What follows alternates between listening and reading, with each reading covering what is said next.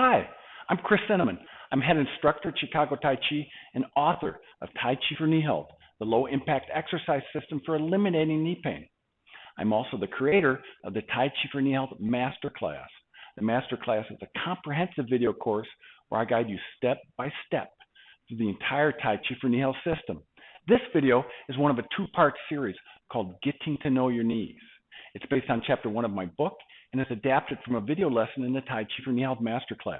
From these two videos, you'll gain practical insight into key aspects of knee anatomy and physiology, knee pain, including the #1 cause of knee pain in adults, knee osteoarthritis, and most importantly, the science underlying the Tai Chi for Knee Health system. I share this information because students and clients consistently tell me it helps them better understand why their knees hurt and how Tai Chi-based movements can heal that pain. You can find both these videos and other Tai Chi for Knee Health content for free on Chicago Tai Chi's YouTube channel. Okay, let's get to know our knees. I want to drill down now into one type of tissue inside the knee, articular cartilage. Cartilage evolved to pretty much provide frictionless movement between the bones in a joint for life. There is nothing that man has created so far that can do what cartilage does. So this is a cross-section of articular cartilage. We start at the bottom, you see the bone, and then we come up through the top. The top is where the cartilage is inside the joint. The hash marks are collagen, and collagen by volume is the most common protein in the human body. It's in bones, skin, hair, nails. There's a lot of collagen in the body, and there's collagen in cartilage. And as you can see, the collagen is organized differently in different parts of the cartilage. Up on the top layer, the part that faces the joint, the collagen is organized mostly in the horizontal. And it is organized in the horizontal because at the surface is where there are shearing forces. And the collagen is organized to maintain the tissue as it's contacted by those shearing forces. Then we come down to the middle layer, the fattest part of the cartilage. And we see the collagen's pretty randomly organized. And what's going on in the middle, for the most part, is cushioning. There's collagen and there's other proteins that attract water or fluid that create a cushion. And so it's spongy, and that's to absorb the forces that happen when we walk or jump or get around. And then you can see down between the cartilage and the bone, the collagen is organized in the vertical, and that is so it adheres to the bone. So, you know, a fascinating organization of a protein in different ways in response to different functions of different sections of tissue that's about 0.2 of an inch thick. When you think about, well, why can't we make cartilage? I think this is one reason. It evolved in a very sophisticated way. And then you see those little circles in the middle layer. Those are chondrocytes, and those are cells. And the chondrocytes are the only living cell in cartilage. All the rest of that stuff is not living, not reproducing. The chondrocyte's job is to produce collagen, a few other proteins, and the fluid in there we call the extracellular matrix. That's what those cells are doing. What I want you to note is, hey, those cells seem kind of spread out. A way to describe chondrocytes in cartilage is that they are sparse. What's alive in cartilage is spread out. And just to give a different perspective on that point, here's skin. Now note how densely packed it is. There's a blood supply and there's nerves throughout all that skin. You know, you pinch yourself, you get cut, it bleeds and it hurts, and then it heals. And it's a structure of skin, a lot of living cells densely organized, blood supply, nerves that help it heal more rapidly. Cartilage, on the other hand, is what we call aneural, meaning it doesn't have any nerves. When your cartilage alone is injured, it doesn't hurt. The pain comes from the other structures around it, which are innervated, but cartilage is aneural. And then here's another really important point. We say cartilage is avascular, meaning it doesn't have a blood supply. So you put those together, and what it means is that when cartilage is damaged, it tends not to heal. Tissue heals because of the substances that come to it in blood, and cartilage did not evolve that way. And there's one other point. Chondrocytes, the living cells in cartilage, they have receptors on their surface that respond to mechanical pressures. And the response to mechanical pressure is to produce more of the extracellular matrix, the proteins and the fluid that provide cushion. What that means is loading of a joint can increase the cushion in the joint. except there's not a lot of chondrocytes, or relatively, their population is sparse. So it takes time for that physiological response to repeated loading and unloading of a joint. It takes time for that process to happen. And most of the research suggests that the benefits of Tai Chi start kicking in somewhere between 4 and 8 weeks, at least the joint health benefits. The benefits that come from more refined alignments, I have people that feel it immediately when they start really paying attention to the knees, aligning them, and stop hurting them. But triggering this physiological process inside the joint with the potential of thickening healthy cartilage, that takes a little while, but it is worth doing. Now, here's another depiction of a healthy knee, highlighting the cartilage. And you'll see there's space in the joint. There's nice, healthy, intact meniscus, and that nice, shiny, articular cartilage over the end of the femur. And then let's introduce some osteoarthritis. This is a picture of pretty late stage osteoarthritis. And look at the difference. The articular cartilage is damaged and worn away. And the menisci, in this case, they're pretty beat too. And what happens when the articular cartilage is worn away, more mechanical force goes directly into the bone rather than being absorbed by the cartilage. And bone responds to mechanical pressure by growing. That triggers bone growth when you put pressure into a bone. And in the case of osteoarthritis, that bone growth of the joint narrows the joint space, which reduces range of motion and can be one of the sources of pain. It's the number one source of knee pain in adults, knee osteoarthritis.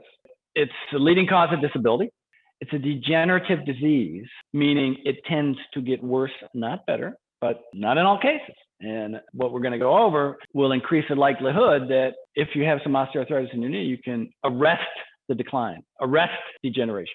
And eventually it starts with the cartilage, but it affects all the tissues in the joint. And there's no known cure. There's experimental treatments. There's some treatments that might work, injections, et cetera. There's a lot of experimental surgical procedures that do not have wide success. And one of the reasons is cartilage is such a unique tissue. We have not been able to replace it yet. And the main symptom is pain. Once the cartilage wears off, starts wearing out, starts degrading, and other structures start getting forces going into them, they start to hurt. And then the degeneration of the knee joint starts a vicious cycle. So you hurt more, you lose function, you lose mobility, you lose quality of life. You move less, joint health degrades, you lose more function, more mobility, more quality of life, and it can be a downward spiral. Doesn't have to be, but that's typically how knee osteoarthritis is described by the experts. Knee osteoarthritis is growing. In males in the past 20 years, there's an estimated 100% increase in the incidence. In women, a 200% increase in the incidence of knee osteoarthritis. We're aging. As a population worldwide, we're getting heavier. And this increase in osteoarthritis in women, one potential contributor to that is the increase in women's athletics over the past several decades. That's associated with an increase in knee injury in women. And knee injury is one of the main risk factors for osteoarthritis. Some ideas. None of that's proven yet, just some ideas. So now 12% of the US population over 60 has osteoarthritis. That's 14 million of us. And it's leading to an increase in a major surgery, total knee replacements, with over 500,000 annually in the US. And I've got no bias against knee replacements. If a person can't function and is in a lot of pain, and a knee replacement can be a solution and can provide relief and increase function. But it's major surgery, and they wear out. And there's all the risk factors you have with major surgeries. If you're a person like me that wants to minimize the amount of time on the operating table, then taking care of your knees and deferring or not having them wear out is preferred. So the risk factors, and I've covered most of these: injury, surgery to the knee, certain kind of gait abnormalities can put forces in part of the knee that tend to wear out the cartilage. Certain types of work are associated with higher incidence of knee osteoarthritis. So one dramatic one, NFL football, 75% of NFL football players end up having knee osteoarthritis. And then again, increased body mass puts more force to the knee, and aging. So what do we do about this? And there was a wonderful study a few years ago posing the question, is physical activity safe for adults with knee pain? And this was a systematic review, and it looked at 48 studies over 9,000 subjects, all over 45 with knee pain or diagnosed knee osteoarthritis.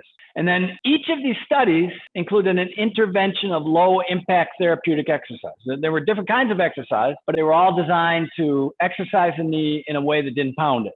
And this was the conclusion of the research, There was no evidence in those that engaged in low-impact therapeutic exercise. There was no evidence of an increase in knee pain, no evidence of a worsening of physical function, no evidence of progression of the OA associated with the exercise, and no evidence that there were higher rates of knee replacements. So the conclusion from this research is that low-impact exercise is not bad if you have knee pain. Low-impact exercise will not make it worse. But then the question becomes, well, how can we make it better? Tai Chi has been studied as an intervention for knee osteoarthritis. And in the past 12 years, there have been 7 studies, and it's not a huge subject pool. There are about 300 subjects across these studies. They all had knee OA. And then they went through a Tai Chi protocol, and there was not consistency across the studies. But most of them were either 4, 6, or 24 weeks doing Tai Chi twice a week. And the Tai Chi style varied and the frequency varied. But what didn't vary was the conclusion from each of these studies, that all the Tai Chi groups experienced a significant improvement in knee pain. And most of the Tai Chi groups experienced a significant improvement in physical function. In this context, there's tests you run to determine kind of basic markers of physical function. And most of the people in the Tai Chi group got better over the course of the study. This is some indication that we're onto something here. The evidence, I would not say is overwhelming. 300 subjects is not 300,000. But what I can say is the results of this research certainly aligns with my experience as a practitioner and a teacher. So the big point of all this is knees, including knees with OA, benefit from the right kind of exercise. And Tai Chi is the right exercise. To learn more about how you can restore knee health, eliminate pain, and enjoy moving again, click the first link in the description below to purchase my book, Tai Chi for Knee Health. And to accelerate your progress to pain-free knees, click the second link and join my Tai Chi for Knee Health Masterclass. Your knees will thank you.